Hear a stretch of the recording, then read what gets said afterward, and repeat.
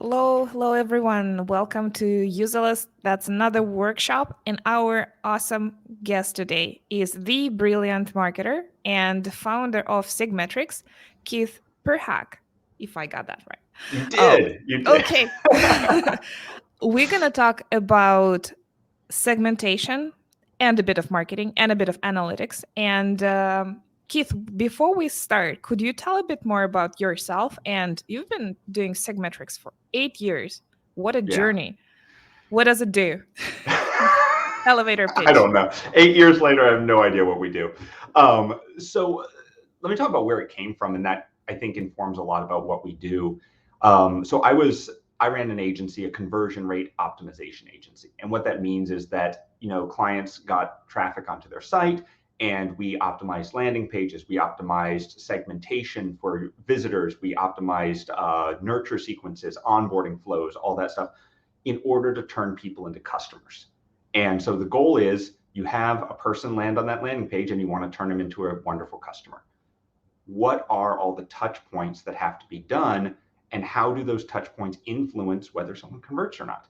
And so we had this agency, that's what we did. And it takes a lot of time and energy to pull all those numbers from Infusionsoft, from ActiveCampaign, from Userlist, to export all this stuff, pull it in from Facebook, pull it in from Stripe, pivot all this data together. And so we spent hours pulling data instead of focusing on what we should have. And so what SegMetrics does is just automates all that. So it lets you say, people who came in from Facebook are worth $10. People who came in from Facebook who watched this webinar are worth $20. People who came in from Facebook who watch webinars who are freelance copywriters are worth $3. Stop going after those people, right? So we can identify a combination of all the steps it takes for someone to become a customer, and then put a dollar value on each of those steps and say, like, people who do this are generally worth X dollars. And that's the basis of optimizing your marketing. So that's what we do. We're an analytics platform for optimizing your marketing to understand how much any step in that funnel is worth.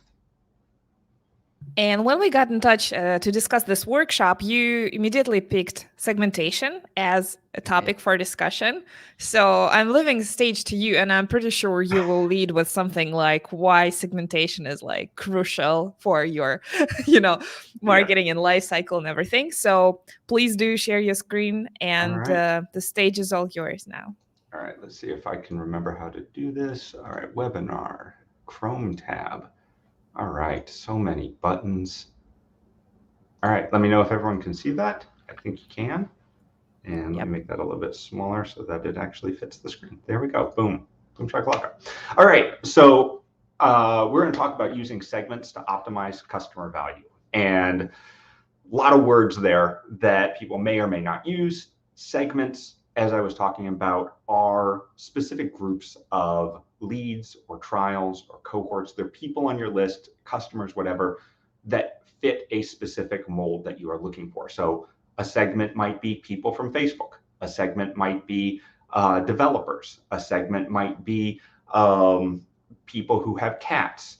So there's lots of different segments that you can build there and then create that. And then what you want to do is then figure out which segments are good, which segments convert, and which ones don't, and then get your customer value out of that. All right, so we're going to optimize towards that.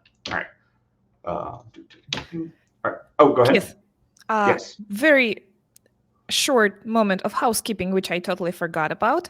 We're gonna run your presentation for about half of the time, and then in the second part of our workshop today, we will be answering questions. So if anyone has questions, please do pile them up in the tab on the right-hand side. There should be questions, special questions department, and we will get those lined up afterwards. That's it on my side. Yes, so let's keep going. Mm-hmm. All right.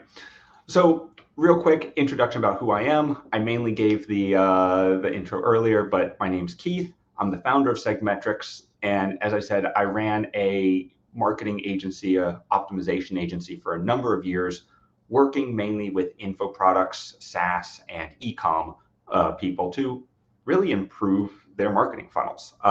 We always said that they get the traffic and we'll do everything else. So if they get people on the site, we're then going to optimize for conversion.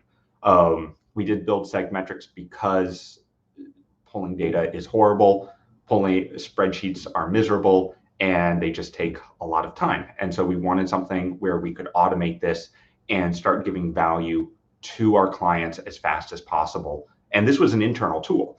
And as we were showing this off and we were doing our reports for our internal clients and stuff, they're like, oh, can I get access to this? Like, sure, let me build a login real quick. And so we would build a login, and then they started inviting their friends and like, hey, check this out, and just kind of grew out of that.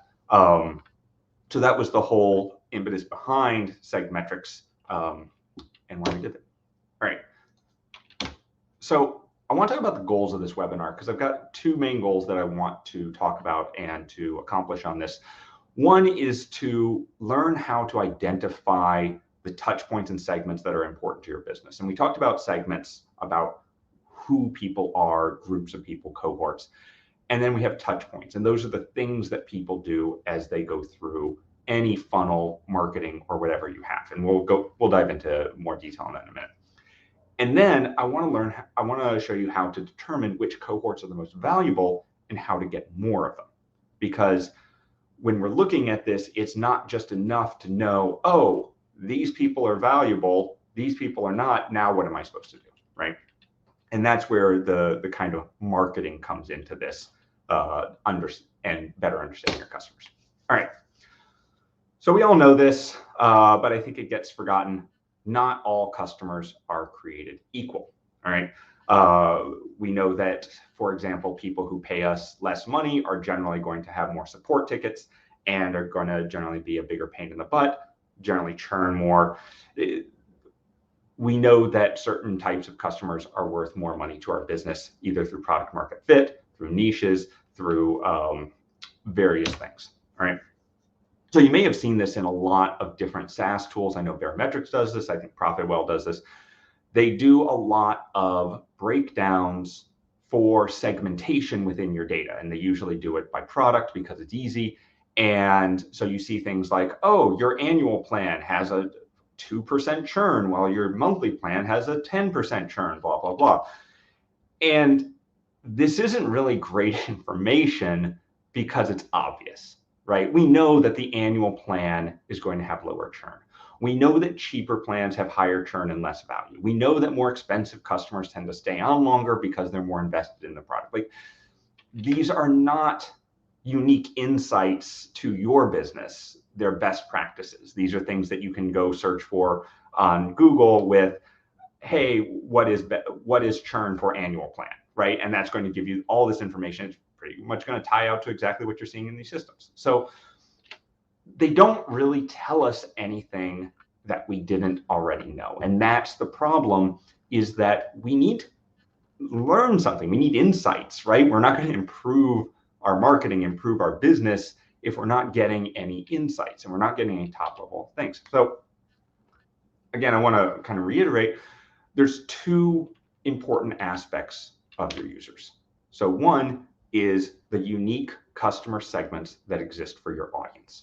All right. So this is things like, what are their interests? What type of business are they in? What integrations are they using?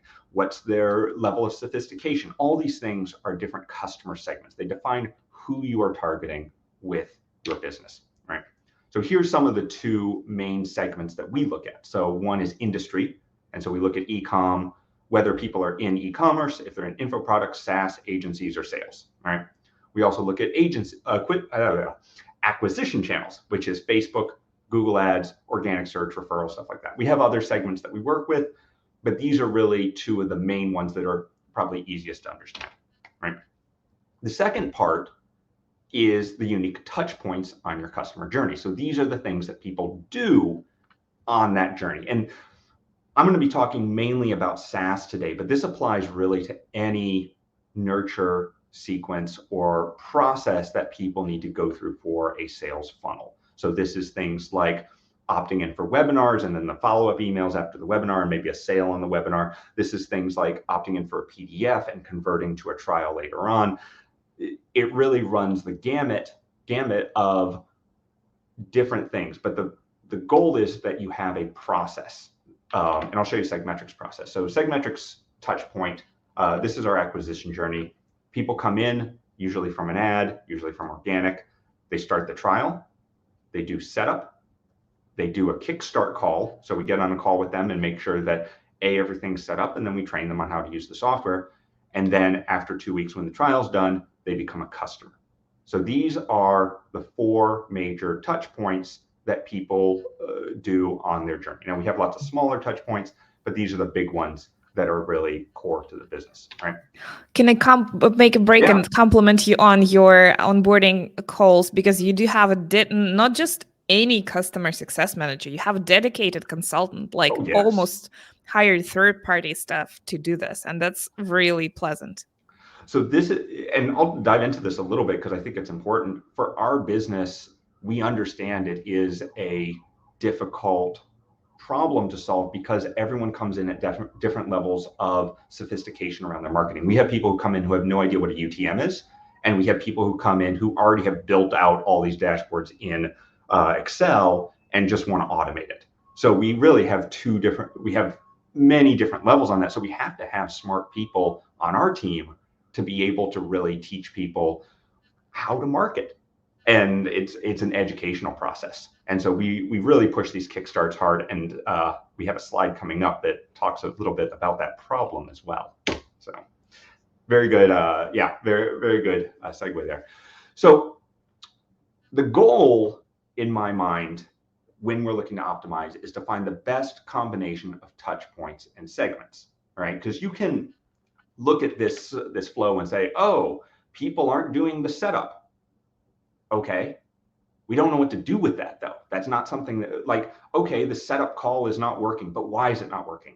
So we know the touch point is failing, but we need to understand the segments that lead into that touch point in order to make it valuable and to do something with it. All right, so let's go through this, and I want to show you how you would look at this and how you build this out. And this is not going to be SegMetrics specific. This is going to be, you can do this in any tool. You could do this in a spreadsheet. SegMetrics just makes it easier.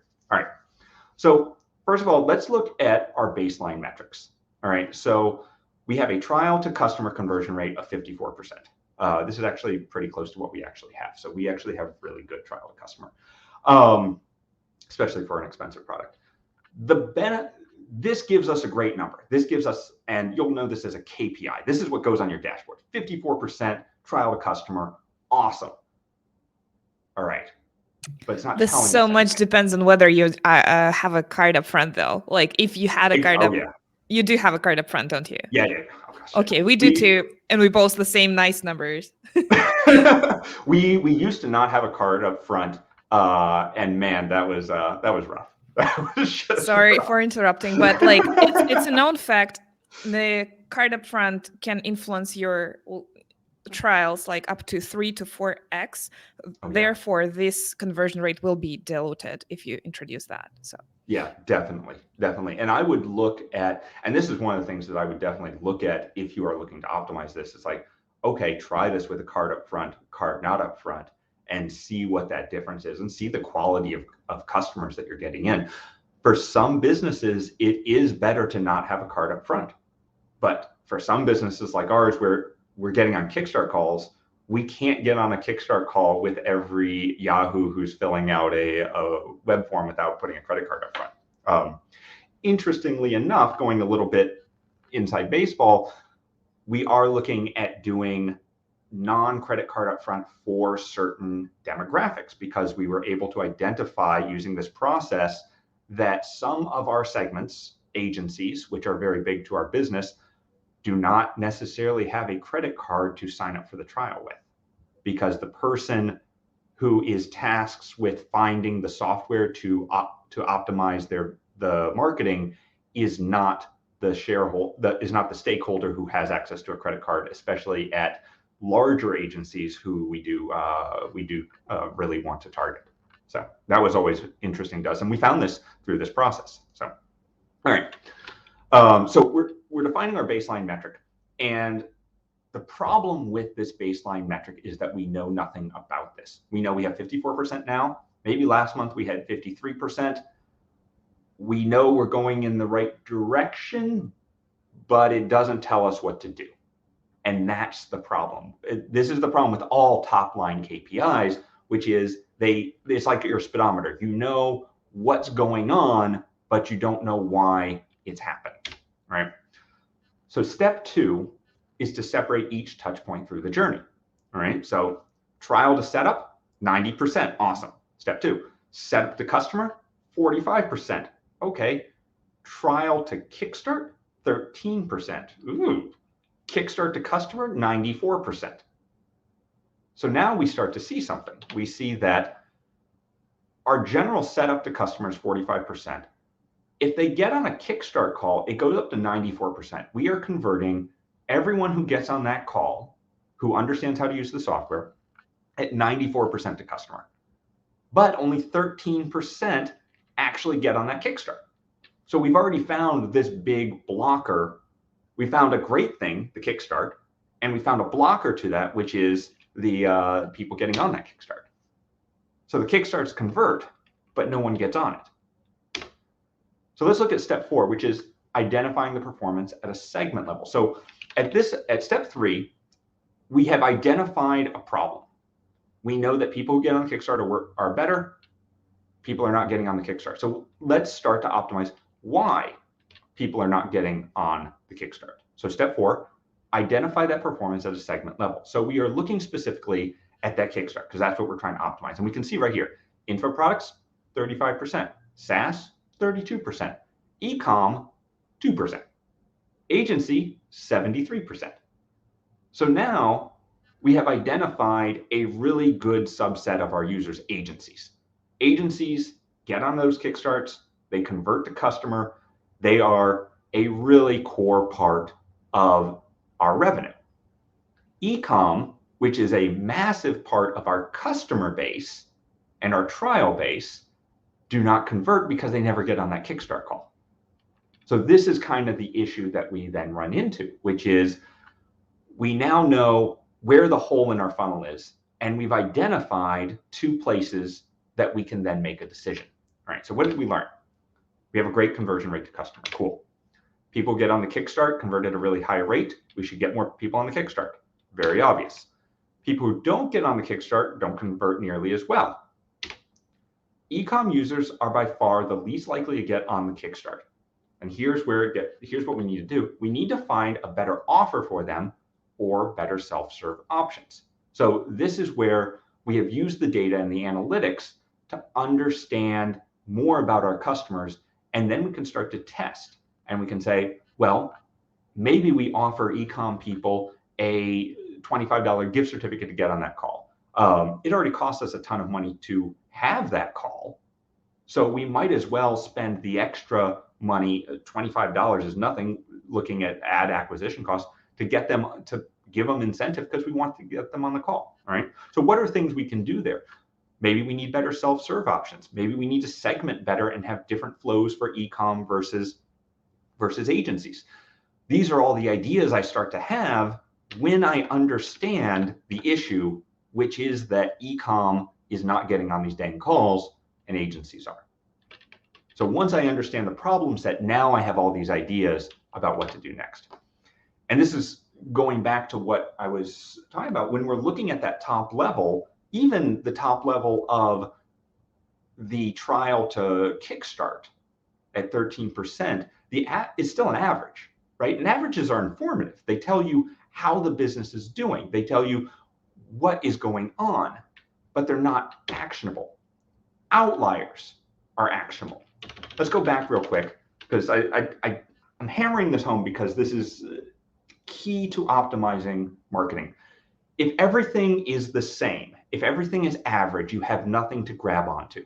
If this was just info products and SaaS, we have nothing to grab onto. We need to find a different segment because 35 and 32%, it's so close that it doesn't matter. This is not a lever that we can pull to optimize our marketing. We have to find the outliers, and that's why we found e-com and agency here, because the outliers are the things that are going to let us optimize our marketing and target the users that are doing extremely well or extremely poorly. And we can make a decision there. The people who are doing well, cool, we do more of that. The people who are doing poorly, and we have to make this decision. Are they people that we want in the app? Are they good customers, or are they bad customers? If they are good customers, but we're not serving them well, how do we change the offering in order to serve them better? Right? So maybe it's something as simple as it's too complicated, or we position everything towards SaaS and agencies. So when they come in as an e-com, they don't feel heard or understood, or they don't understand what to do. And this is actually a problem that we found out when we were going through this. We refer to people coming into the flow as leads. It's a very common phrase. However, e-com people do not think of leads. They think of contacts. They think of people. So we had talked to a number of our customers. When we use the word lead, they're like, we don't have leads. I'm like, you do have leads, you just don't call them that. So now we have a disconnect where they feel that this is not the product for them because they are seeing leads when they don't use that terminology. And going one further, they won't get on the Kickstart call for us to clarify that, because at that point they already feel like we're not the solution for them, right? Reiterating, broad cohorts obscure both good and poor performers, all right? If we looked at that 35 and 32, there's no difference between the two. We don't know what's going on. If we looked at that top level 54% conversion rate, we don't know what's good or bad because it's a broad average. We have to get specific with our cohorts to find that valuable audience, right? And all metrics are cohort specific. We're looking very specifically right now at conversion rate, but this is the same for churn. This is the same for lead value. This is the same for any of these items. And that is the value that we really get, right? So again, conversions aren't revenue. So when we were going through this flow, we were looking, because it's simple, we were looking at conversion rates. But if we look at this and we say, oh, info products are only worth, well, let's actually go in because I have this. All right. Once again, not all customers are created equal. So let's look at the lifetime value by segment. So info products are worth $2,400, SaaS $1,400, e-com $750, agency $5,700. So now we see that even though info products and SaaS had a very similar conversion rate, the info product users stay on much longer. They are a much more valuable demographic and a more valuable segment for us. So looking at conversion rate is a great way to start, but it's not the end goal. The end goal, of course, is valuable customers. So how do we optimize for valuable customers? All right, so I'm going to show you this, and I do realize we're at 20 minutes, so I might go a little bit fast, but we do have a recording, which is always good. So I want to show you how to optimize the lead value of each of your segments and touch points. So let me define real quick what a lead value is. So a lead value is the average amount of money you can expect anyone on your list to generate at a specific segment or touch point, all right?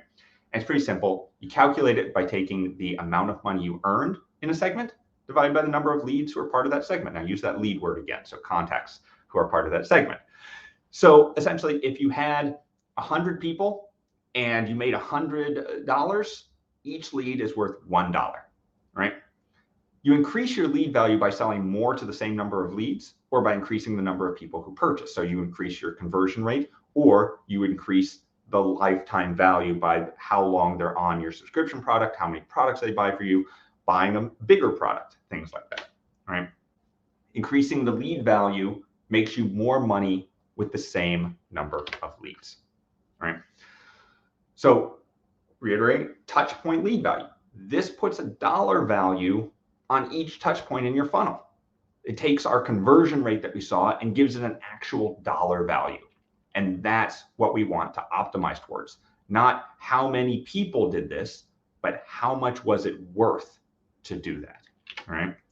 And then we want to talk briefly about lead source ROI, which is return on investment. So if you're in any sort of business, it is costing you money to get leads. Even if you are doing 100% organic, you have cost of spending the marketing time to get those blog posts written. You have the amount of effort it takes for support.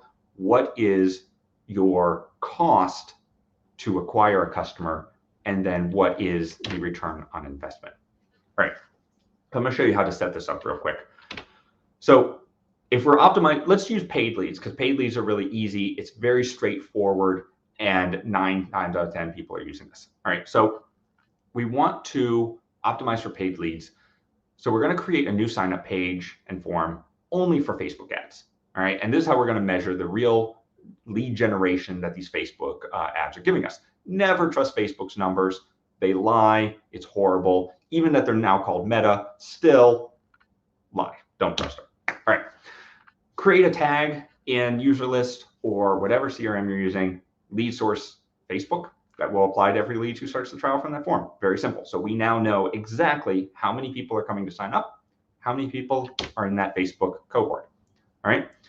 And then add everyone who starts that trial to the existing onboarding sequence. So we're not going to do anything different on the back end. All we're doing is we're saying, hey, someone comes into this page, tag them with Facebook. All right. So let's calculate our lead value.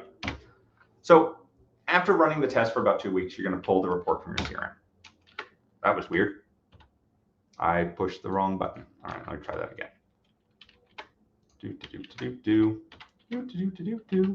All right, there we go. All right, nope.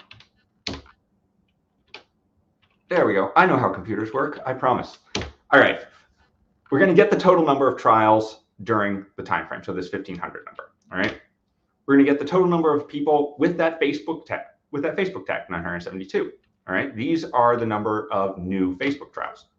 Now we're just going to divide.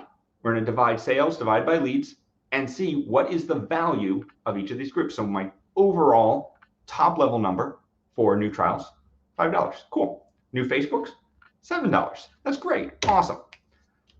That's our lead value. All right. So I want to show you something interesting here that you may or may not have noticed. So we look here, we're like average $5. Cool. Facebook average $7. All right, let's do some more Facebook. But let's look at the non-Facebook trials. So let's look at the ones that are coming in from organic or other places. So we had, just by subtracting, we had 515 non-Facebook trials. We made $600 because we're subtracting again, which gives us a lead value of $1.23. So we have Facebook leads. So we have an average, right? And going back to that, averages don't help us. We have an average of $5. Cool. We have a Facebook value of $7. Cool. But if we do the math, we realize that our non-Facebook leads are worth bupkis. And so what we're really seeing here is that our Facebook leads are doing well and everything else is doing horrible. So let's calculate our ROI real quick, and then we're going to go into what we learned from this. So first, we're going to look at our lead value from the previous report. So we know how many Facebook trials we had, we know how many sales we had, and we know how much we spent. We spent $5,000 to get those 6,000. So what we want to know here is how much does it cost us to get a lead, all right? And so we divide our spend by our leads. Cost per acquisition is $5. Cool. Our return on investment is 126%, which means that we are making money about 26% on top of whatever we're spending. So this is now scalable. We know that this is going to increase over time, and we know that we can then build this out to be a vector that we can then build our business against, right? And putting it all together into that graph, we can see where all of the different, where our Google ads, where our organic ads, where our Facebook ads, where our blog traffic, all of these lead sources, we can see how many people did this, how much revenue we got from those people because they're all tagged. And then we understand how much is it worth to continue doing that. And then we can see our conversion rate and how much money we get back from it. All right, so let's talk about what we learned from this. Facebook trials are a great source of revenue, even better than our organic sources. I mean, they're just kicking butt everywhere, all right? This is also an example. I have noticed for SaaS, Facebook is not the best channel for conversion. I highly recommend Google Ads over Facebook, but it's an example. So, all right. We are spending much more to reacquire these existing leads than they're worth. Honestly, don't put all your money in Facebook for SaaS. No, I'll go into that in a moment. And then the Facebook ads are giving us better returns than our standard list, which means we can scale that channel effectively. We're getting 126% return on ad spend from those ads, which means that it is now a growth vector. One of the interesting things, I'm gonna forget his name because it's early here. Jason Cohen, WP Engine, he was giving a talk about how they had optimized their ads so well that they knew for every dollar they put in, they were going to get 2 out. And people were like, well, man, you could infinite money machine. You can just scale this to the moon. And he's like, yes, except we get diminishing returns because support cannot keep up with the new customer. So they had to limit their acquisition because of something further down the funnel. And they weren't able to see that just at the ad level. So we're talking again about segmentation, right?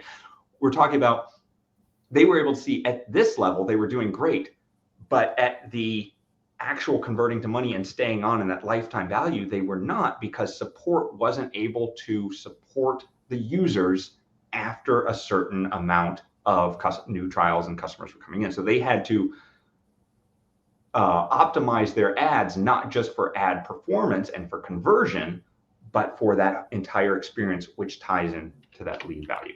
Right? There's also the market size ceiling. Very often you can pump up your ads to a certain point and then it just stops hitting the right numbers.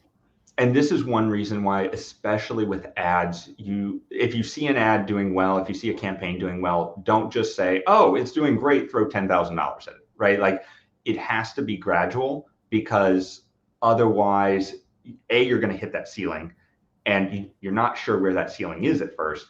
And then B, the algorithm that is powering these ads is used to these small numbers. So if you suddenly say, oh, and here's $10,000, the targeting becomes wider. And so you're not actually targeting the same people you thought you were when you had this smaller audience. So always do things slowly and grow them out organically, or not all at once, because that's a recipe for spending a lot of money and not getting good returns. All right, so pretty much last slide. What should we do next? We need to look at the main offer from Facebook ads and make sure that our organic landing pages mirror that positioning, because it obviously works. The people we're bringing in from Facebook are resonating with the messaging that we have both on the Facebook ad and the sign-up form, and that is converting.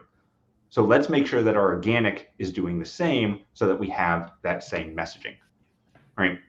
And then we should look at how these leads act on the funnel to see if different product offers or marketing tools will give us better returns. How can we then optimize for that organic versus Facebook, or what is the difference between these Facebook leads and these organic leads that are causing that difference, right? So problems with this approach: A, it's not scalable. I have to create a different form and a different tag for every lead source. It's time intensive. This was a lot of manual data pulling from multiple systems. And this is only a single cohort. We're still only looking at one cohort from a single lead source, Facebook. And as our business grows, this quickly becomes untenable. And not to beat a dead horse, but this is where SegMetrics came in. And what we do is automate all this. So you don't have to set up a new landing page with a separate tag. We automatically say, hey, this person came in from Facebook. Hey, this person came in from organic. Hey, this person looked at this blog post. And this is the important thing that is different than Google Analytics or anything like that, is that a lot of these tools you have to set up ahead of time. You have, especially in Google Analytics, you have to say, okay, I want to see people who come in from this Facebook ad who have touched this page and this page and this page and then converted. And Google Analytics will say, okay, starting from today, we'll start tracking that. And as marketers, one thing we learned is that we don't know the questions until after the fact.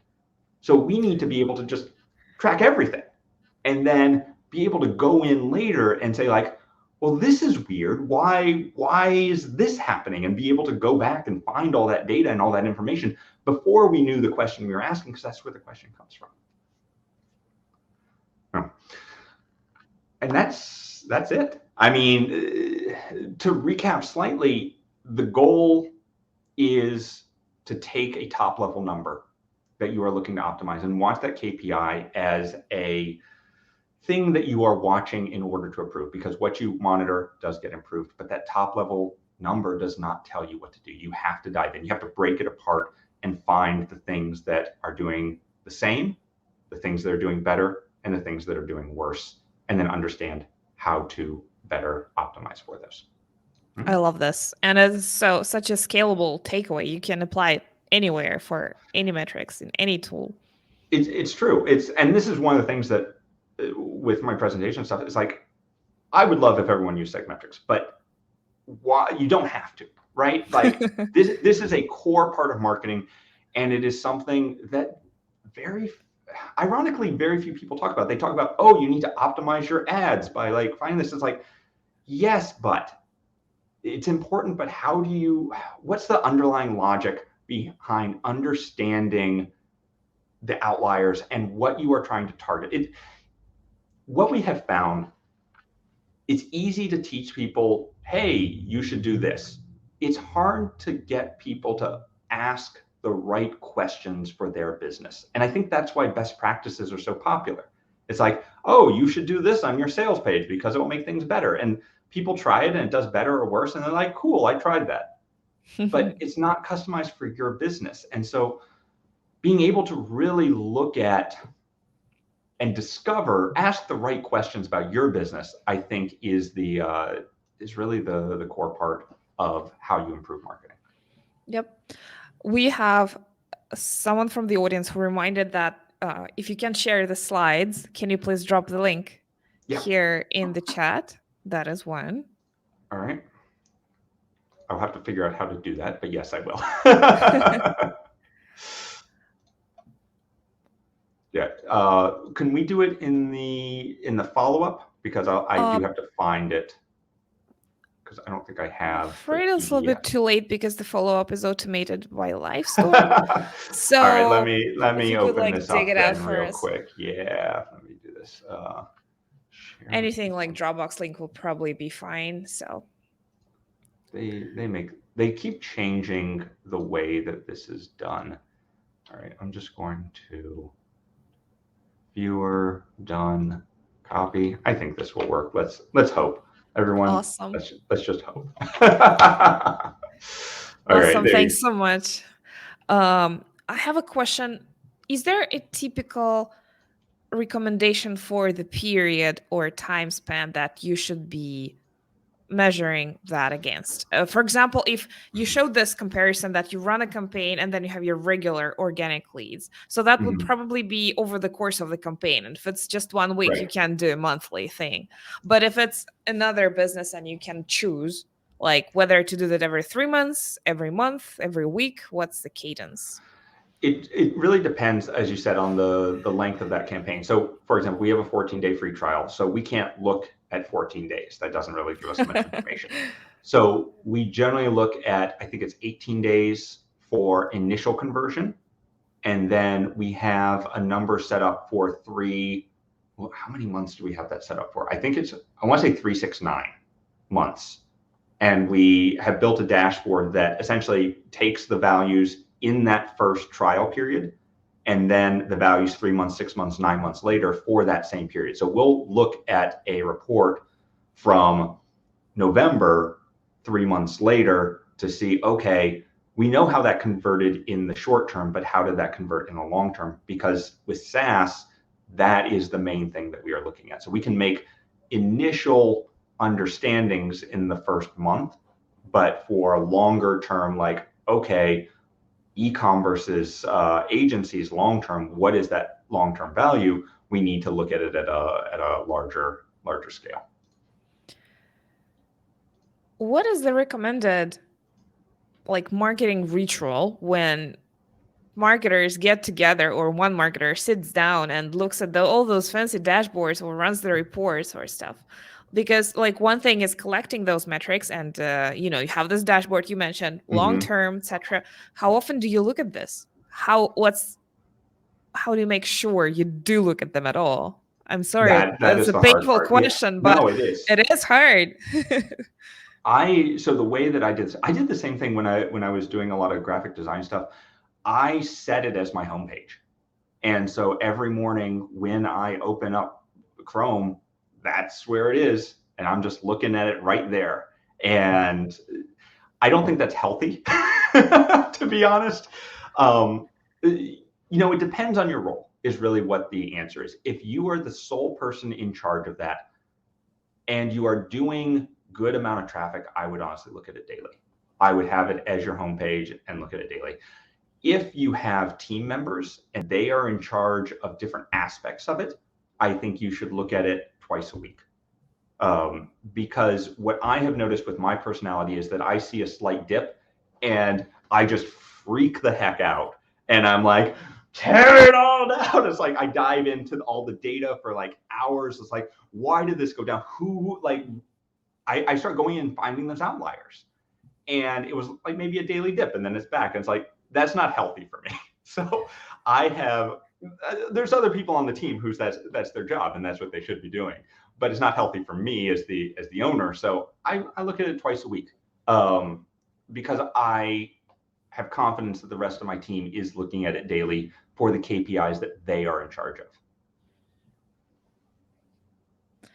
That's probably like 8 times more often than a typical SaaS founder. I've made it a point so we actually have Monday morning calls and everyone looks at the top level dashboard on that call, whether or not that's their KPIs that they're supposed to be tracking or not. We all look at the dashboard. We all see how the business is doing, what's going on, and we talk about it. And I think that's very important. We do work with a lot of clients or customers who want daily stats. And unless you are running $10, $20, $30,000 of ad spend and have hundreds of new customers a day, daily doesn't matter. I really think the shortest time frame that you should look at, unless you are in a high transaction business, is weekly. There's no value in looking at any segment of time shorter than a week. My favorite question for anybody who does data: how do you differentiate between correlation and causation, especially when you're tracking like conversion steps? I have no clue. I know, because you mentioned that 30% go to your Kickstart call, and then everybody who does Kickstart, almost like most of the people convert. Doesn't that mean that they commit to the Kickstart call being already converted at heart? No. So this is something. Yeah, this is something that was very. As we were putting together these numbers, we felt the same thing, and we record all our Kickstart calls and we have notes on them afterwards. And we started tracking: are people are they impressed with the product and want to learn more, or are they like, F this all, I don't know what's going on? And the Kickstart's what helps them understand it. And we found out that it's mainly the first one. But you're exactly correct that there is a causation correlation there, where they are willing to get on the Kickstart call, thus they are more invested than someone that's just throwing up their hands. But that gives us another data point, which is the people that are ready to just throw up their hands, they obviously need something to make them not throw up their hands, to get them one step further. So what can we do to get them one step further? It doesn't have to be the Kickstart call, but it has to be something that takes the place of that, because the people who are canceling, who are getting on the Kickstart call, are not ready to use the software in many cases, but they are willing to make that extra effort. So how do we make sure that the people who are not getting on the Kickstart call are making that extra effort, or that they don't have to make that effort? Yeah. So and this is the thing about marketing and conversion overall, which is that I always say marketing is applied psychology, because the data is here to give you questions that you then can use to put yourself in the customer's shoes. And you're able to say, why is this happening? But if you're not going to be able to ask those questions, you're never going to have an answer. You can't just look at the numbers and say, the numbers say 5, now we know what to do. It's like, the number says 5, so now you have an idea of what to do. It gives you a jumping off point to then better understand your customers.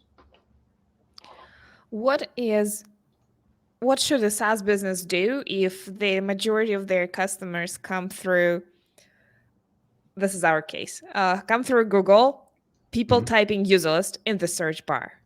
This means that our long tail marketing with like 20 touch points probably works, but how do we attribute ever? So this is actually what we've done with SegMetrics, is that we track long-term. So even before they sign up, so a lot of these things, so they'll type in user list, they'll click on that user list ad because it's the branded search, and then they convert because they've been thinking about it forever, but you don't know what blog pages they were on, etc. We actually track all that information beforehand, and then when we see that person convert, we turn that all into that singular customer journey. So we have data from like 3 months before they ever converted. So we've seen, and this goes back to the Facebook thing, which is interesting. Facebook does not convert for us at all. Like no one clicks on a Facebook ad and then converts. Like we've had one per month. What they do is they look at that Facebook ad and they're like, oh, what is SegMetrics? And then they view a blog. And then they read some articles. And then when they're like, oh yeah, I need that tool, SegMetrics, they type it and then they click the Google ad and then they convert. So we had no idea until we started tracking that full pre-conversion customer journey. And we said, Facebook is essentially a billboard for us. No one is signing up from Facebook, but they're all seeing it and they are using that as a jumping off point to then convert later. So that was something huge for us. We seriously appreciate your transparency about this, and like because it's good learning, about your business. So thanks for the honest insight. Yeah, definitely. That's one refreshing idea. Anything else that works for you or other companies when it comes to ads, Google, Facebook, etc.? Honestly, for SaaS, it's all around Google Ads. And the best advice that I got, and Google's making it harder because now there's like 12 ads before you actually get to organic search at this point. It's mind blowing. The two biggest pieces of advice that I've had around Google Ads, which I got value out of, was the solution-based ad. And this is why Google Ads perform really well for SaaS and for software and for tools, which is that in Facebook, people are looking to be entertained. They're not looking for a solution. When you are doing Google, you are looking for a solution to a problem, and targeting your ads to the keywords that are the solution to the problem is the best way to get conversion and to get people who are not just kicking tires, right? That's really, and I had a friend who calls it the 2 a.m. problem. And because when you're looking at this, you're like, you might do something like analytics for infusions or analytics for Facebook. It's like, no one's really searching for that, right? Or like, let's say you're in the health space. You're like, why do I have didacardia? I don't know any medical words, blah, blah, blah. All right. No one's searching for that. They're searching at 2 a.m. What is the pain point? What is the lizard brain pain point that they are searching for? Why does my stomach hurt so much? That's your ad. Why are my Facebook ads losing money? That's your ad. So what are the solution-based things that people are searching for on Google? And those are the ads. You have to have the branded ones. You have to have SegMetrics. You have to have user list, because that's how you get up in the top there. But for the non-branded ads, what is the pain point? What are people searching for in normal terms? And that's what you target. The second piece of advice, super great, super easy, alternative 2 pages. List of your competitors, write a page for all of them, ads for alternative to X, alternative to Infusionsoft, alternative to ActiveCampaign, alternative to MailChimp. Run ads for them. Honestly, it's the easiest conversion tactic you can do. It's great for SEO and it's great for ads. We've been working with an SEO consultant for the last half year, and we've been writing long form blog posts for this because he said that landing pages for these kind of queries don't convert. Would you run your ad to that long form blog post that has tool comparison? I do it. I mean, ours is a landing page. It's not long form blog. Mm-hmm. But it's not like a squeeze page, right? It's not like just one thing. It is substantial, but it's not long form content. Why don't I just show you? I mean, that's really. Does it have you and the competitor, or you, the competitor, and a bunch of others? Ours specifically. I just get it up real quick and I can show you. I think that's the simplest way to do it. Share screen, Chrome tab. There you go. All right. So this one, we also want to optimize it, but this is one of our competitors, alternative. So we have this. How does it compare? We have a paragraph of long form, and then we go into essentially a wordy comparison chart. And so it's not just like check boxes, it's actually a difference. And then we go into this part is a generic sales page based on some of the features that we have with them. So these are repeated pieces of content that we just plop into each different version. And then we end with the CTA and then go into the standard sales page after that. So it's a long page, but the copy that we have specifically for them is really this top part. And it's not, so I mean, with long form content, especially long form blog content, I think it's valuable, but it really depends on your audience, is really what it comes down to. We found that long form blog content does not convert as well as long form, I guess you'd call it sales page content, landing page content. This type of stylized bullet point information seems to convert a lot better for our audience, which is ironic because we're all marketers. Do you seriously find that people who look like they're looking for a solution, they find you on Google Ads and they see the sales page and they seriously sign up? Because we run an ESP. People don't make an ESP decision based on a landing page. They would probably memorize it, go to their friends to think about it. I don't know what. Oh, are you asking, do they see this landing page and sign up right away? Yeah, for the free trial. With the card up front, not to forget that. It's actually not as rare as you would think. So we, at least for us, I'll say it is definitely a touch point in the funnel because we measure touch points, right? We do look at like what was the last thing, but we're really, for our stuff, we're looking at what is that entire funnel. So how much of all the trials, what % of them visited this alternative to page, right? How many people came in originally from it, and then how many people visited it during the journey? And those are the two numbers we're looking at. And as a lead generation form, like, is this the first thing that they saw from us? Yes, a large number of people, alternative to pages are the first place they hear from us. It is definitely not the last page they see before they convert, but it is a very big part of the acquisition and conversion funnel. Gotcha. Well, Keith, we've got to wrap up today's conversation. Thanks so much. You answered so many questions I had. I was intending to ask them behind the scenes, but I was like, why not just pick your brain here live? So everyone can learn. Thanks so much.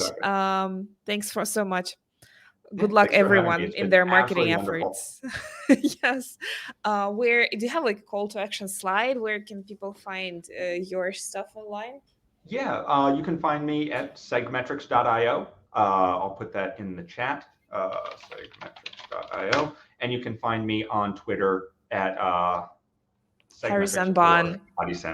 Yes, which I am so bad at naming things. Like, no one can pronounce that ever. So I've just given up at this point. But yes, you can find me at HariSanbon79 on Twitter. Awesome. Well, thanks again, Keith, and have a great 2022. Thank you so much. You too. Cheers.